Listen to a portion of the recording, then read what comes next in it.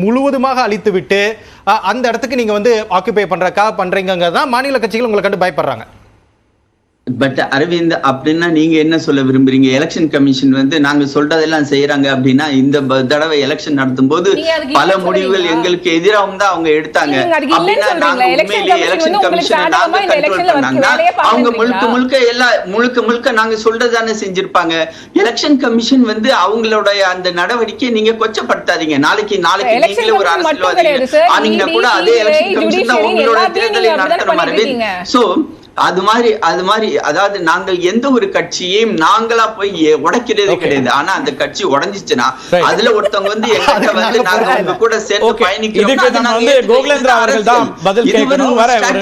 ஏன்னா உங்களோட சமீப காலம் வரைக்கும் பயணப்பட்டவங்க அங்க கட்சியில வேறு வேறு அணிகள்லாம் உருவாச்சு. அப்புறம் நீதிமன்றத்தின் மூலமா தான் அவங்க தங்களுக்கான உரிமையை பெற முடிஞ்சிச்சு.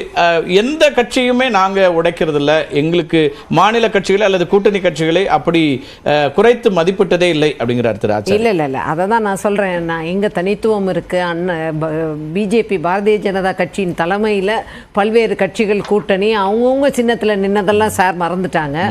நான் என்ன சொல்றேன்னா, you can extend your liberty. அதில் எங்களுக்கு ஒன்றும் இல்லை. It should not damage or infringe others nose.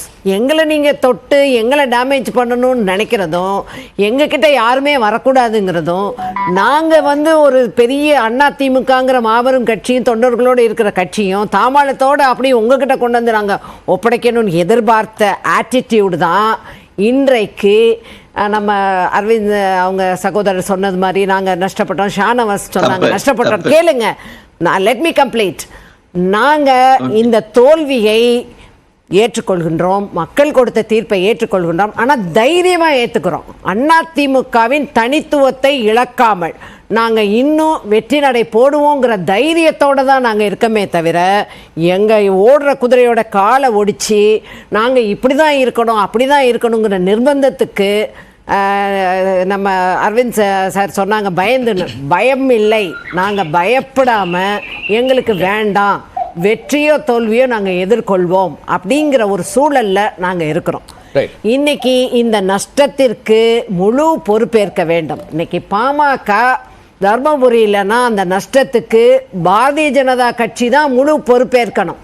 பல்வேறு இடங்கள்ல அவங்க சில இடங்கள்ல தோல்விக்கான அறிகுறின்னா அது உங்களுடைய காரணங்கள் தான் அப்படிங்கிறத சொல்லணுமே தவிர மகாராஷ்டிரால 8 இடங்கள்ல 3வது இடத்துக்கு தள்ளப்பட்டிருக்கிறது.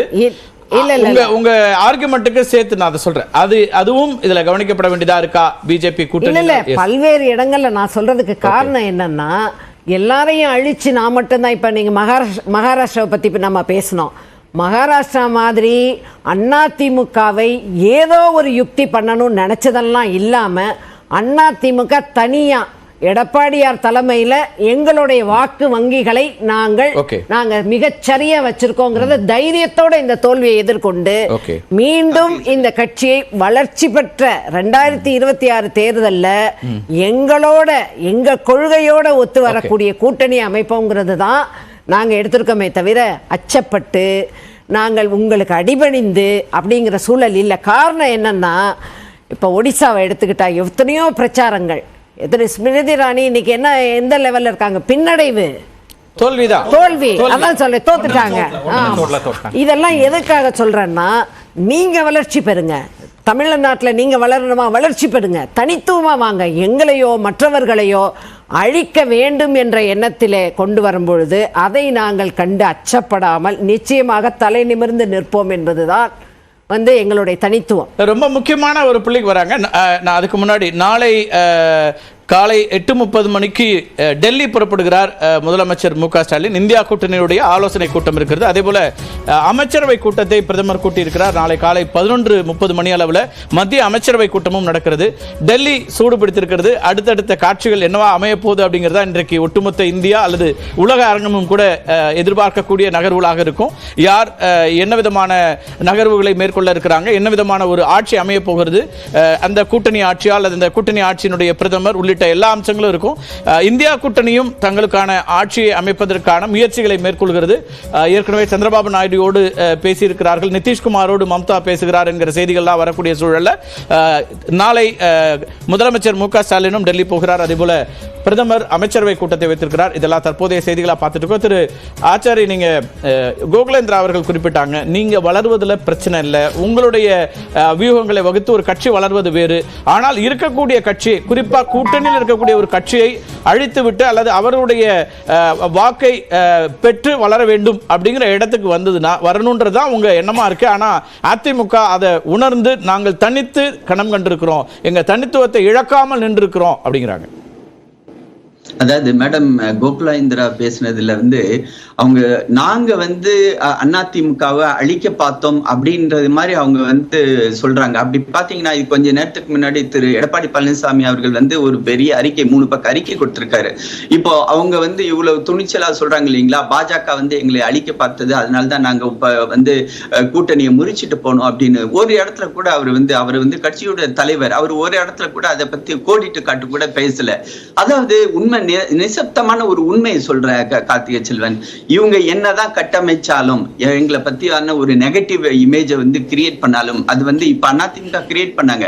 ஆனா எங்களுக்கு தெரியும், நாங்க அது மாதிரி எங்களுடைய மனசு சுத்தமான மனசு, நாங்க யாரையுமே அழிச்சு அரசியல் பண்ணணும்னு பார்த்ததே கிடையாது. எங்களோட இது பாசிட்டிவ் அரசியல், பாசிட்டிவான எப்படி அவர்கள் குறுக்கிட விரும்புறாங்க உங்களுக்கு. அதே போல திரு மணியை குறுக்கிட விரும்புறாரு. ஆச்சாரி, ஒரு விஷயம் நினைவூட்ட விரும்புறேன். அதிமுக ஒரு தீர்மானத்தை நிறைவேற்றி நாங்கள் கூட்டணியிலிருந்து விலகுகிறோம் அப்படின்னு அறிவிச்ச பிறகு பாரதிய ஜனதா கட்சியிலிருந்து எந்த விதமான எதிர்வினையும் இல்லை. தமிழக தலைவர்கிட்ட கேட்டபோது இந்திய தலைமை அல்லது கட்சியினுடைய தேசிய தலைமை அது பற்றி ரியாக்ட் பண்ணுவாங்க, பொறுத்திருங்கள். நாங்கள் இப்போது வரைக்கும் அந்த ரியாக்ஷன் வரல அப்படிங்கறதையும் உங்க கவனத்துக்கு நான் கொண்டு வரேன். இப்போது வரைக்கும் அதுக்கான ரியாக்ஷன் கூட்டணியை விட்டு வெளில போனதுல I agree with you. ஆனா எங்களை பொறுத்தவரை அதான் எங்களை விட்டு பிரிஞ்சு பண்ணாங்க. ஈவன் நாங்க திமுக பத்தி கூட நான் அந்த சமயத்துல அடல் பிஹாரி வாஜ்பாய் ஒரு வார்த்தை கூட பேசினது இல்ல. உண்மையில அவர் வருத்தப்பட்டார். ஆனா ஒரு வார்த்தை கூட அதுதான் பாஜகவுடைய ஒரு தனிப்பட்ட பண்பு.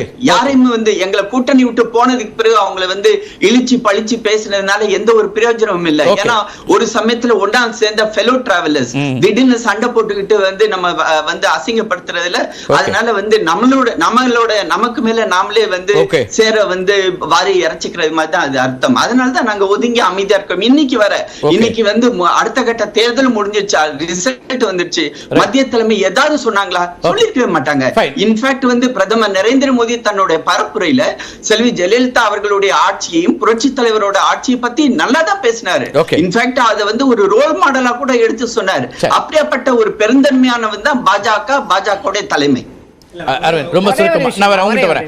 எஸ் அரவிந்த், இப்போ கவுண்டர் மட்டும் கொடுத்துறேன். ஆசீர்வாதம் ஆச்சாரி சார் ஞாபகம் இருக்குன்னு நினைக்கிறேன். 2018 சந்திரபாபு நாயுடு டிடிபி உங்க கூட்டணி முறிச்சிட்டு போனதுக்கு அப்புறம் அந்த கட்சியோட ராஜ்யசபா குழு முழுமையாக உடைத்து உங்கள் கட்சியில் இணைத்தவர்கள் நீங்கள். மறந்துடாதீங்க, சிஎம் ரமேஷ்ல இருந்து சுஜானா ரெட்டில இருந்து அந்த கட்சியில இருந்த 4 ராஜ்யசபா எம்பிக்களையும் அந்த கட்சிக்கு மொத்தமா அந்த 5ல 4 பேர்த்த உடைச்சு உங்க கட்சியில கொண்டு வந்து சேர்த்திருக்கீங்க. அதனால கட்சி உடைக்காதவர்கள் அப்படிங்கறத இது ஃபேக்சுவலி ராங்னு மட்டும் ரைட். அரவிந்துக்கு நன்றி. வேற ஒன்று செல்ல வேண்டியது கோகுலேந்திரா அவர்களுடைய கருத்தை எடுத்துக்கலாம். ஏன்னா உங்களுக்கு அவங்க தான் நேரடியா பதில் சொல்ல வேண்டியது, பதில் விரும்பினாங்க. வந்துடுறேன். எஸ், நாங்களும் உங்களை இகழ்ச்சியா பேசணுங்கிறதோ கிடையாது. 2-3 நாளுக்கு முன்னாடி பாரதிய ஜனதா கட்சியின் மாநில தலைவர், நாங்களும் வரக்கூடாது, நாங்களும் கொடி ஏற்றக்கூடாது, நீங்களும் ஏற்றக்கூடாது, 2 பேரும் தோத்துக்கோம், இப்படிதான் கொள்கை அப்படின்னு இன்டைரக்டா அதிமுகவை பொதுவெளியில் அவர் பேசியதற்கான பதில் தான் இந்த விஷயங்கள்.